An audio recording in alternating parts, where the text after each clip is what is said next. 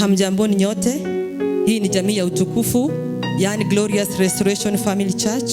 Ikiwa leo ni Jumapili yetu ya tarehe 2 mwezi wa 5, tunawaletea ibada yetu ya siku ya leo. Tunawakaribisha wote tunapoenda kuabudu Bwana Mungu wetu kwa ajili ya matendo yake ambayo ametutendea, jinsi vile alivyo mwema na mwaminifu. Tunaomba kwamba tuungane wote pamoja katika kumwabudu na kumsifu. Karibuni.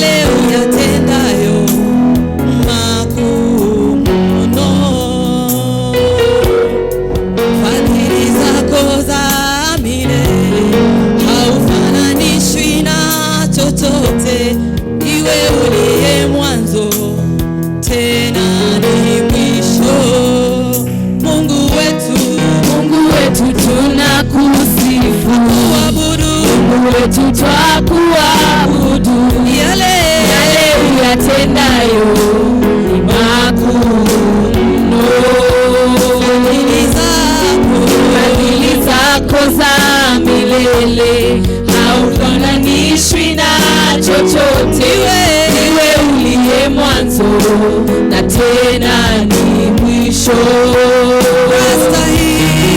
Unastahili Yesu kuabudiwa, kuheshimiwa. Unastahili Yesu kuheshimiwa, kusujudiwa. Unastahili Yesu kusujudiwa.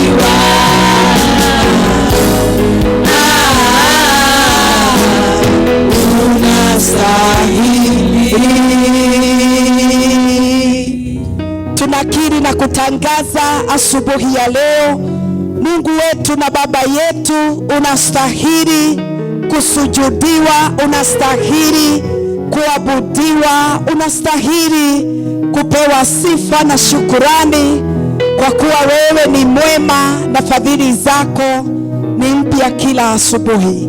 Pokea sifa Baba yetu, pokea utukufu na shukurani kwa uaminifu wako na upendo wako maishani mwetu.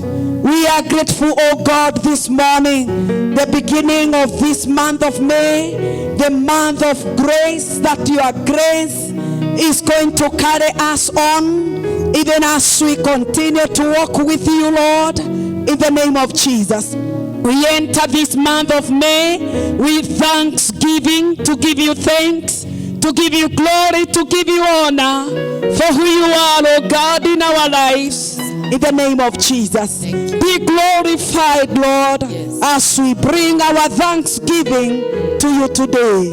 In Jesus' mighty name, and the children of God say it. Amen. Amen and amen. Good morning. God is good, and all the time our God is good.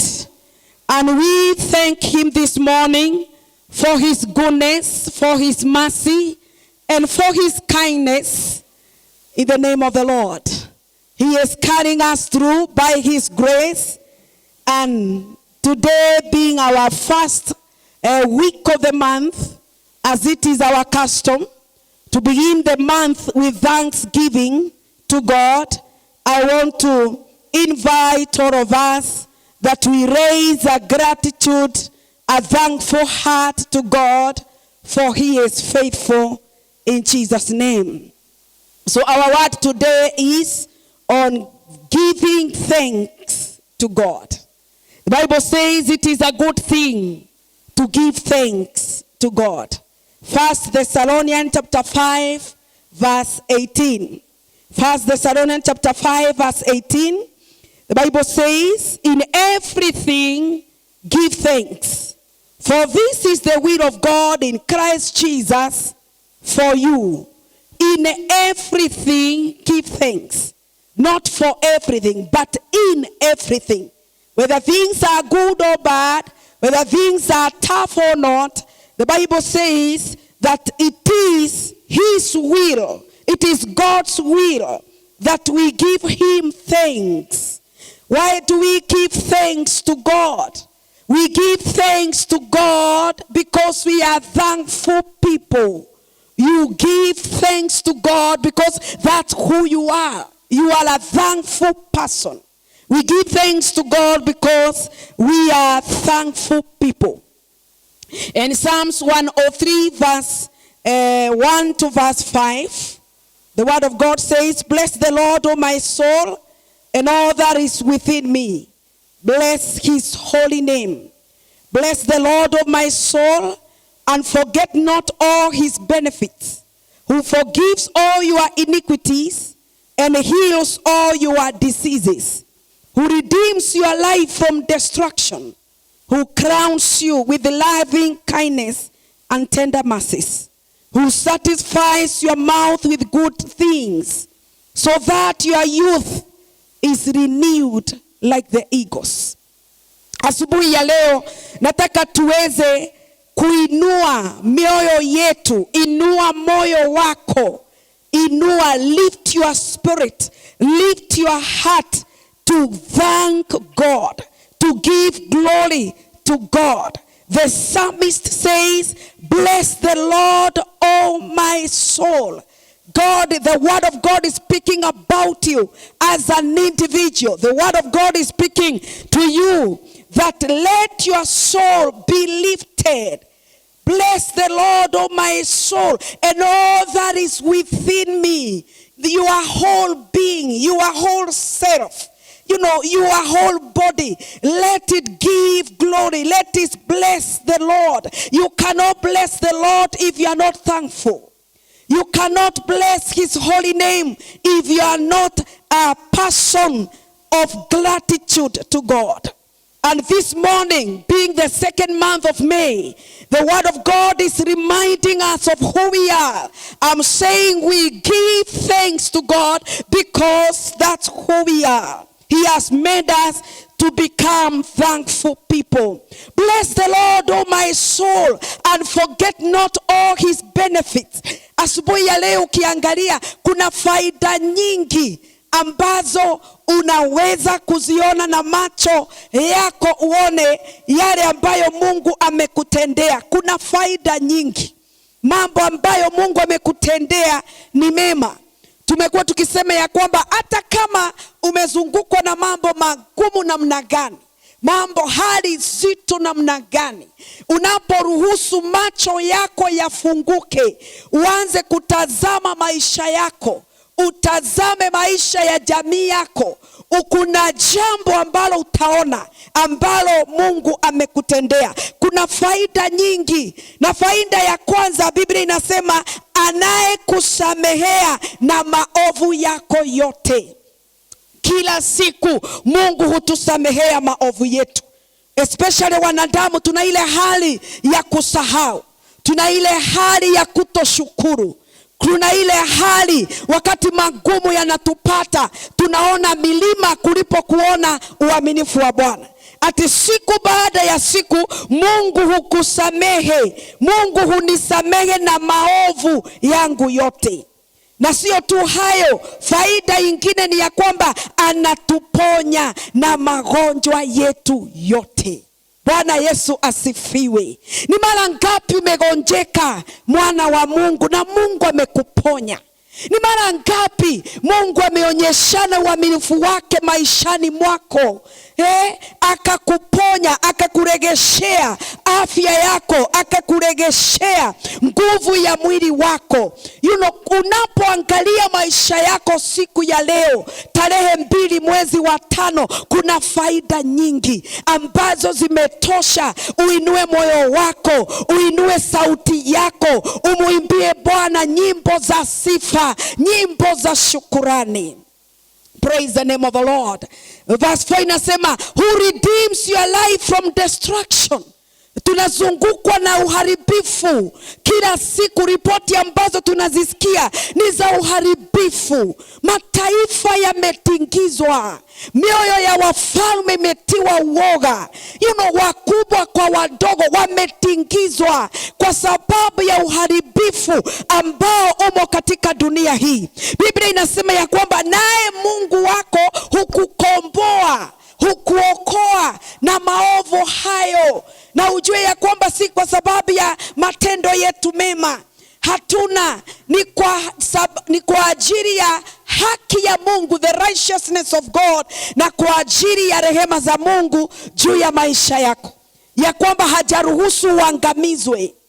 Kuna watu wengi wameangamia, jamii nyingi zimeangamia, mambo biashara zimeangamia, economy ya mataifa imetingizwa, lakini Mungu wako angali mwaminifu. Siku baada ya siku anakuokoa na maovu hayo, anakukomboa na maovu hayo. Kwa hivyo una sababu siku ya leo ya kumtukuza Bwana, ya kumsifu Bwana, ya kumshukuru Bwana, ya kuinua moyo wa shukurani, moyo wa shukurani kwa ajili ya uaminifu wa Bwana.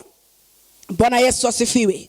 Who crowns you with loving kindness and tender mercies. Crowns you every day, day by day. God has been crowning you with his loving kindness and tender mercies. Every day you have been witnessing the mercies of God. The mercy means not receiving what you deserve. We are sinful people. We are limited people. And every day, every morning, the Bible says the mercies of God are new every morning. Every morning you wake up, God, blesses you, gives you his loving kindness and tender mercies. He tells you, I don't remember your past sin. I don't remember what you have done, but receive my mercy, receive my kindness, receive my goodness. I tell you, my friend, this day, begin the month with a thankful heart. Be grateful to God. Hallelujah. Who satisfies your mouth with good things. God does not satisfy us with good things because we have everything that we want. But because we are thankful people, we are grateful people, we are people who know their source is God. We are people who know God is our provider. We are people who know God is our Father. Every day he fills He satisfies our mouth. We say, even if he has not answered me today, I know tomorrow he will answer me. Even if he has not given me what I have asked him today, I know tomorrow he will give me. That's what it means when he fills you with good things. Be thankful to God. And I am seeing that every person, that person who is thankful, who is grateful to God, day by day, God renews his strength. Do you want your strength to be renewed? To face this month of May? To celebrate this month of May? To invite this month of May with grace? Then become a thankful person. And your strength will be renewed like of an eagle. Hallelujah.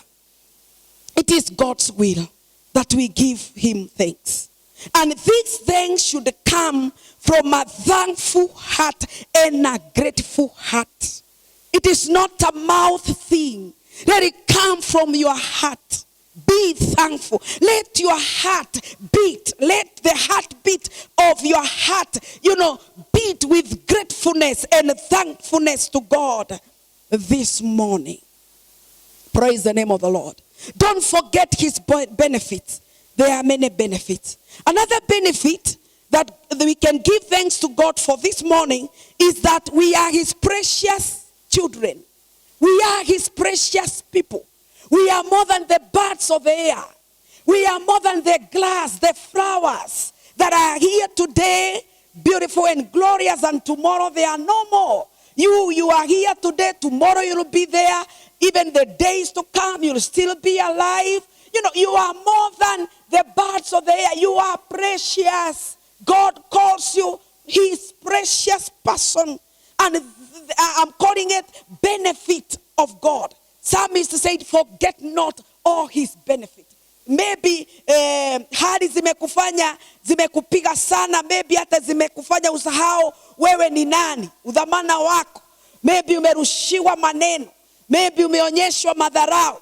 Maybe mambo yamekuwa mangumu. Nimekuja kukuambia kwamba wewe ni wa dhamana machoni pa Bwana. Inua moyo wa shukurani. Siku hizi tunasema, become a person who has a self-love. If you don't love yourself, people will not love you. If you don't appreciate yourself, don't wait for people to appreciate you. I want to tell you, man, I want to tell you, mama, you are precious in the eyes of God. And that is God's benefits. Number 2, Isaiah 49 verse 16. Here, what God says about you and where you are in God. Isaiah 49 verse 16. The Bible says, see, I have inscribed you on the palm of my hands. Your walls are continually before me. It is God who determines you today, your tomorrow, and your future. It is God who determines your today, your tomorrow, and your future. Your walls are continually before him. It is God who knows where you are, the stage you are. It is God who knows. It is God who takes you to the next level of your life. It is God, because your walls are always and continually before him. Hear what the word of God says to you this morning, that your life, God has inscribed you on the palm of his hands. He knows you. Anaweza kusoma maisha yako. Anaweza kusoma dhamani yako. Mungu ana uwezo wa kukuambia kesho yako hata kabla hajaanza. Na hiyo ni faida. Shukuru Mungu ya kwamba maisha yako ameandika katika mapanja ya mikono yake. Shukuru Mungu ya kwamba ati milango yako inakaa kama imefunguka ili uweze kuingia na kuona uaminifu wa Bwana. Praise the name of the Lord. Faida ingine ni ya kwamba wewe umefichwa katika mahali pasiri pa Mwenyezi Mungu. Leo nakunenea kwamba usiruhusu nafsi yako isahau. Kwa nini isahau? Ati kwa sababu hiyo chakula hujapata. kwa sababu ya hicho ambacho unakigojea hujapata, kwa sababu ya ugumu na uzito na hali ya maisha. Shukuru. Allow your soul to be lifted this morning. Allow your heart, allow your spirit to be thankful, to be grateful. I have seen, even in my life and with my life, every time I lift up my spirit to give glory to God, to give thanks to God, every time God opens my eyes and he allows me to see even the great minds and great plans he has for my life. Praise the name of the Lord. The benefit. Don't let your soul to forget. Let your soul remember the benefit. Psalms 31 verse 19. Psalms 31 verse 19, the Bible says, oh, how great is your goodness. The goodness of God upon your life is great. Wema wa Bwana maishani mwako ni mkuu sana. Ni mkuu sana. Which you have laid up for those who fear you. Which you have prepared for those who trust in you in the presence of the sons of men. There are good things that God has prepared in the presence of sons of men for those who fear him and for those who trust in the Lord. Hallelujah. You shall hide them. One of the goodness of God and one of the good things that God does to those who fear him, to those who give him thanks, to those who remember to give him glory, is that God hides them in the place of his presence. Verse 20 says, you shall hide them in the secret place of your presence. From the plot of men, you shall keep them secretly in a pavilion from the strifes of tongues. Let me tell you, mpendwa, dunia hii ambayo tunaishi, Mungu asipokuficha, asipoficha jamii yako, asipoficha kile amekupa, biashara yako, your career, asipokuficha, kwa hii dunia imejaa watu wa aina nyingi. Kuna mahali Daudi anasema, wale niliofunga kuwaombea, wale nilijinyima nikalia kwa ajili yao, hao ndio vile vile walioniinukia wakaninena mabaya. Huyu psalmist anasema, hawa watu wanao mcha wewe, unawaficha katika mahali pako pasiri.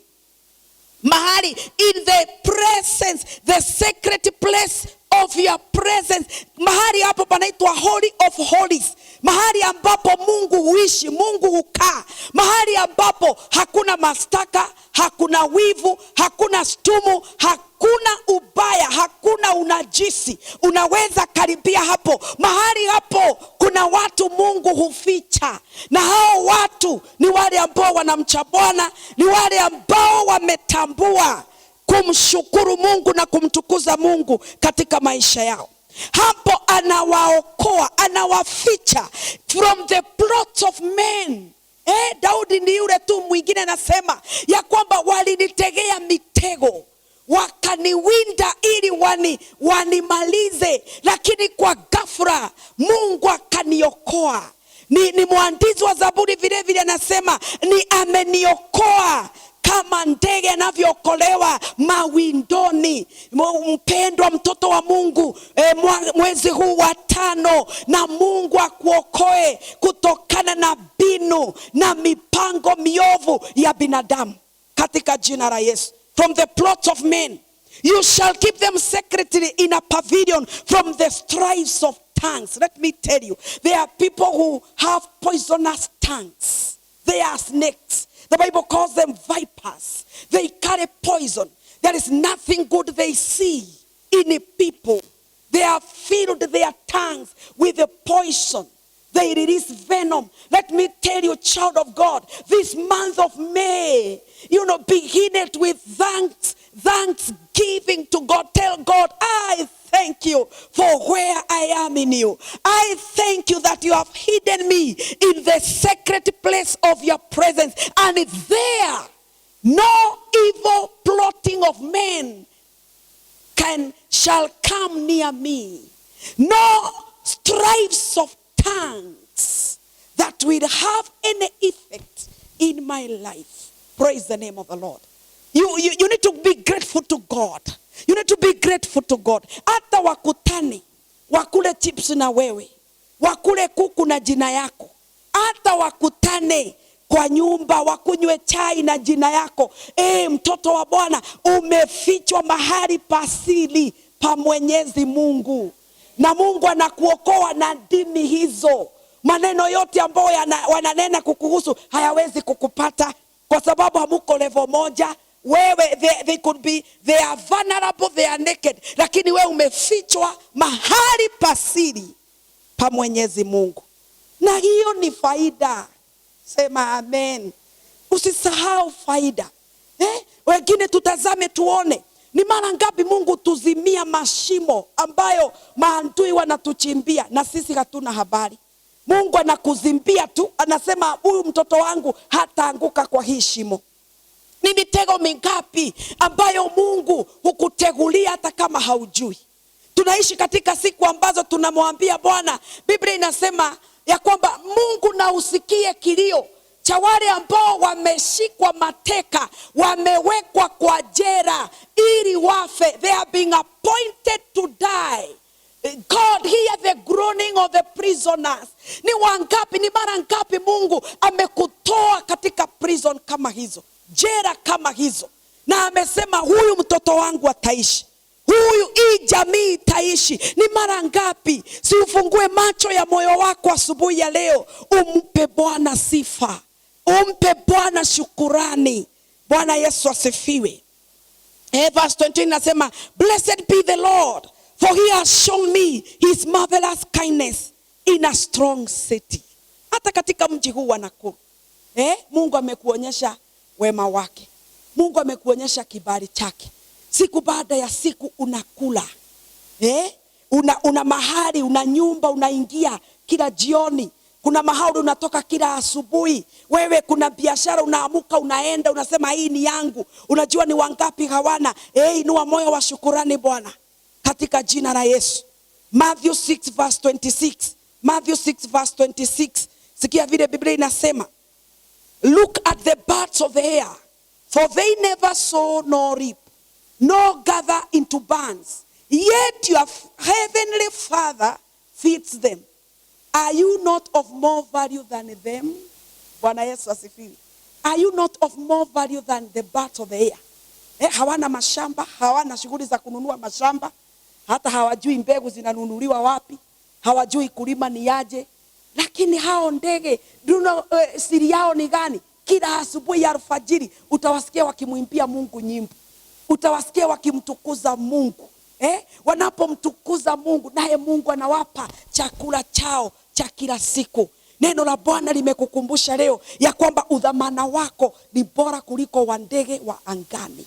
Inua moyo wako wa shukurani, umtukuze Bwana. Bwana Yesu asifiwe. Why thanksgiving? Kwa nini shukurani? Why thanksgiving? Number one, thanksgiving honors God. Thanksgiving honors God. And in honoring God, releases grace. It makes grace to abound. When you give thanks to God, you honor him. Praise the name of the Lord. And this we can see in Psalms chapter 50 verse 23. When you give thanks to God, you honor him. You are honoring God. You are adoring God. You are exalting the name of Jehovah. Whoever offers praise glorifies me. And to him who orders his conduct aright, I will show the salvation of God. Praise the name of the Lord. When you honor God, when you become a person of honor, when you become a person of a grateful attitude, grateful heart, thankful spirit, then you honor God. In doing that, God is honored. Number 2, thanksgiving. When you give thanks to God, thanksgiving releases the supernatural. We are living in days and time where we need the supernatural of God. The salary is not enough. The little we are getting is not enough. We need the supernatural of God. And there is a God of supernatural. I have seen him. I have seen him supernaturally provide for me. The other day I told one person, I don't know how God blesses me, but I have seen, I have tested. The Bible says, come and see, come and taste and know that the Lord is good. Try this, my friend. Try thanksgiving. Become a thankful person. Try thanksgiving and you will begin to experience the supernatural of God in your life. This was the life of Jesus. This is how Jesus lived on earth. Everything Jesus did, he did it at a place of rest. And he was a thankful person. Even Apostle Paul was a thankful person. John chapter 6 verse 11. John chapter 6 verse 11. The Bible says, and Jesus took the loaves. And when he had given thanks, he distributed them to the disciples. And the disciples to those sitting down. And likewise of the fish, as much as they wanted.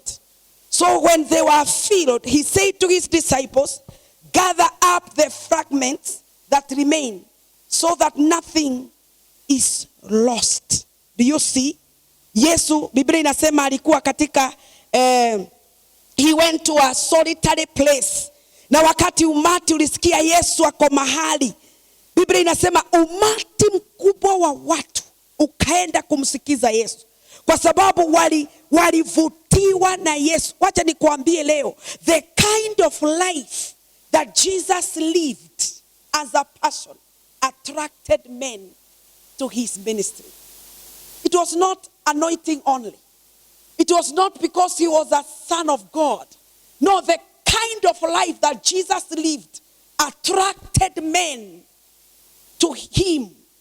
Attracted men. If you want to attract people to yourself, begin to align yourself, begin to conduct yourself well. The kind of life that Jesus lived drew people to himself. And the Bible calls it multitude would gather around Jesus, would gather to listen to Jesus. Some, were amazed. Wengine wanasema, ibarikiwe matiti ulionyonya. Wengine wanasema, na hii hekima ametoa wapi? Wengine walikuwa wanaona mama mwenye alizaa Yesu. Wengine walikuwa wanaona hekima. Wengine walikuwa wanaona mamlaka. Wanasema, where has he gotten this authority from? Lakini hawakujua kwamba ni maisha ambayo Yesu aliishi. Maisha ambayo Yesu aliishi ni maisha ya pumziko. He lived a life of rest. Jesus rested in his life. Nothing bothered him because he knew who he was in God.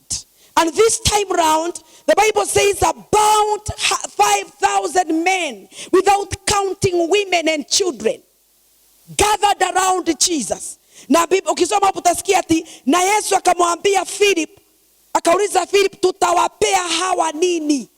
Biblia inasema, na Yesu akamuuliza Filipo hivyo, hata ingawa alijua ni nini atafanya. Siri ya Yesu alijua, nitakapomtukuza Baba, nitakapomshukuru Baba, ataachilia muujiza. Alikuwa amejua ni nini atafanya.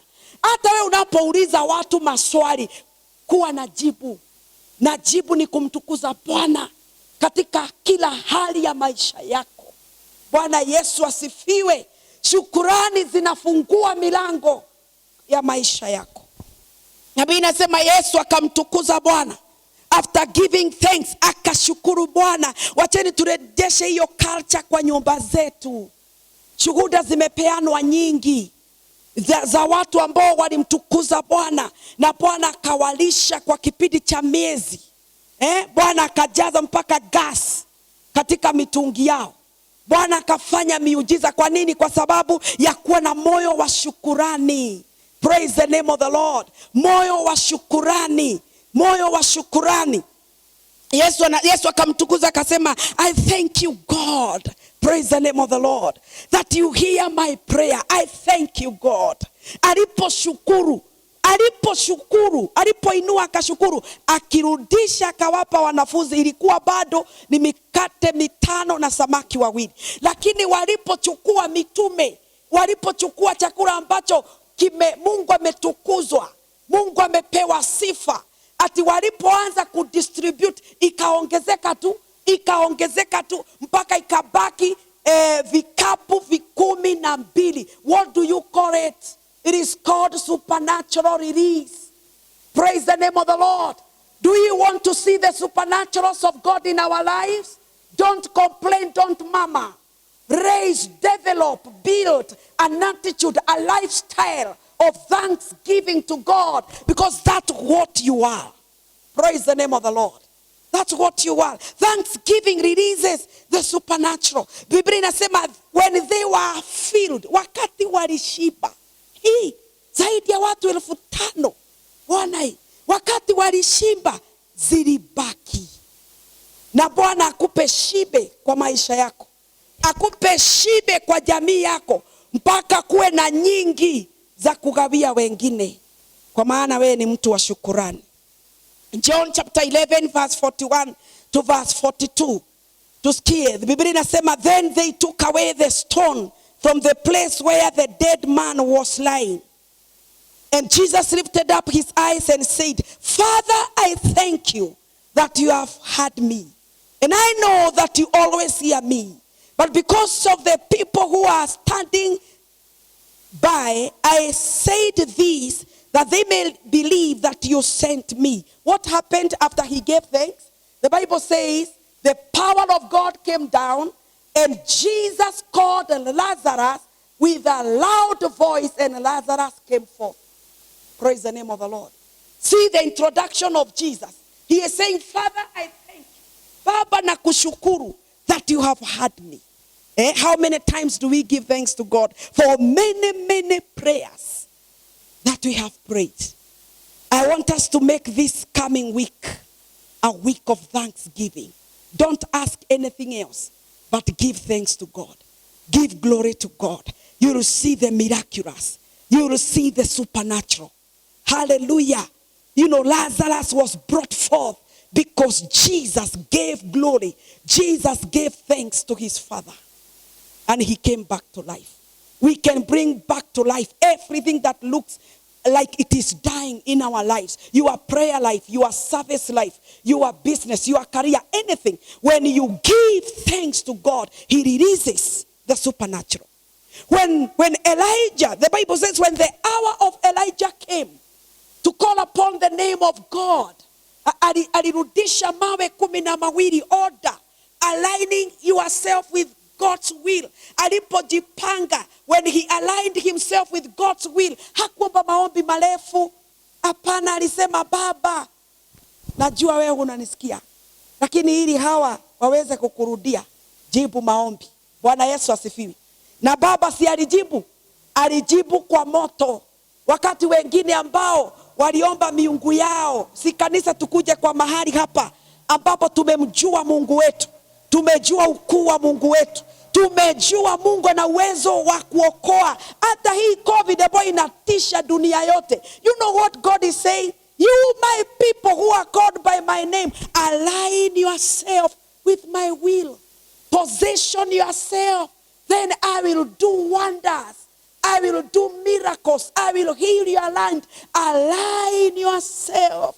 I always say, even for marriages, before you go to seek for counselors and do many things, align yourself according to the will of God. Are you a wife? Serve your husband. Submit to your husband. Are you a husband? Love your wife. Are you a child? Honor your parent. Obey your parent. Align yourself. It will be just using small, very little words. Na muda mfupi sana na Mungu anakujibu. Bwana Yesu asifiwe. Shida yetu ni ya kwamba tunataka Mungu akuje kwa standardi zetu, na hakuna siku atakuja kwa standardi zetu. He is God of principles. Hallelujah. Lastly, thanksgiving releases peace. Thanksgiving releases peace. And peace cannot be bought. The peace that we all need, the peace that we are all looking for, cannot be bought. Hawezi enda kwa supermarket, hata uwe na dola ngapi, hata uwe na milioni ngapi, huwezi enda kwa supermarket ama kwa duka. Si kama nguo ambao unaweza nunua. Amani ya kweli kutoka kwa mfalme wa amani. This kind of peace that calms storms, comes from the Prince of Peace, and his name is Jesus. Give thanks to God, and when you give thanks to God, you know, giving of thanks to God makes the mountains to be leveled. Giving thanks to God makes you to see the possibilities and the greatness of God concerning that thing that you are praying for. Peace. Peace comes from the Prince of Peace, Jesus Christ. Philippians chapter 4 verse 6. Philippians chapter 4 verse 6. Be anxious for nothing, but in everything by prayer and supplication, with thanksgiving, let your requests be known to God. Hallelujah. Let your requests be known to God. Let your requests be known to God. If you want God to hear your requests and your prayers, then become a thankful person. Hallelujah. Lastly, kabisa, thanksgiving glorifies God. Thanksgiving glorifies God. I'm enjoying this message because I'm a thankful person. I love to appreciate God for everything and also people. In this thanksgiving tulisema hata mtu akikutendea kitu kidogo hivi, Bwana sema asante. Si ni kweli? Sema asante. Juzi tulikuwa tuna drive na my husband akaniambia, na uso wako si mzuri. Enda ukaoshwe uso. Nikamwambia hii sina pesa, akaniambia enda nitakulipia. Nikafurahi, nikamwambia nisalimie. Nikasema asante sana kwa sababu si aliona anataka nikae mzuri. You know, be thankful even for little things. Mtu akikutumia SMS na kwambia hi, I'm checking on you. Akikwambia good night, say thank you. Be thankful. Bwana Yesu asifiwe. And you live a peaceful life. Thanksgiving glorifies God. 2 Corinthians chapter 9 verse 10. Glorifies God. Hebu sikia hii Biblia inasema neno la nguvu sana. Now may he who supplies seed to the sower and bread for food supply and multiply the seed you have sown and increase the fruit of your righteousness. Mara mingi watu tunafikiria tunapotoa mbegu ati tutapewa pesa. Wacha hebu tusikie, there is righteousness, there is a fruit of righteousness that is given to those who sow, and it is God who supplies seed to the sower. And I was saying, if you continue to be mean to God, if you continue to eat even the seed that he gives you to sow, you will interfere with the flow of heaven. You will cause God to stop supplying seed to you, and you'll have nothing to sow. Giving of seed releases also righteousness. Verse 11 says, while you are enriched in everything for liberty, which causes thanksgiving through us to God, for the administration of this service not only supplies the needs of the saints, but also is abounding through many thanksgivings to God. While through the proof of this ministry, they glorify God for the obedience of your confession to the gospel of Christ, and for your liberal sharing with them and all men. And by their prayer for you, who long for you because of the exceeding grace of God in your life. Praise the name of the Lord. Thanksgiving is given to God through those who receive the gift. Today, if I give my friend Gladys a gift, Gladys will say, oh, thank you. Thank you, Jesus. Thank you, God, that you have blessed me. Bwana Yesu asifiwe. So when you become a giver, God is glorified. When you become somebody who give thanks to God, God is glorified. How many people are waiting to glorify God, to give thanks to God because of your generosity, because of your liberality in the area of giving to God and also giving to the people? Let God be glorified through you. Let somebody else see God's glory through you. Become a praise for somebody else. Let somebody else see God through you and in you. God desires to enrich us so that we can overflow in generosity. The more God is blessing you, the more you should be faithful. The more God is enriching you, the more your generosity should increase. When you give freely in Jesus' name, the thankfulness of the recipient, that person who is receiving, is given to God and not unto us in your giving. And generosity to God is glorified. Praise the name of the Lord. As I finish, those who have been faithful in giving your tithe, giving your offerings, giving your sacrifices, we as the pastors, we as the leaders, we have been glorifying God.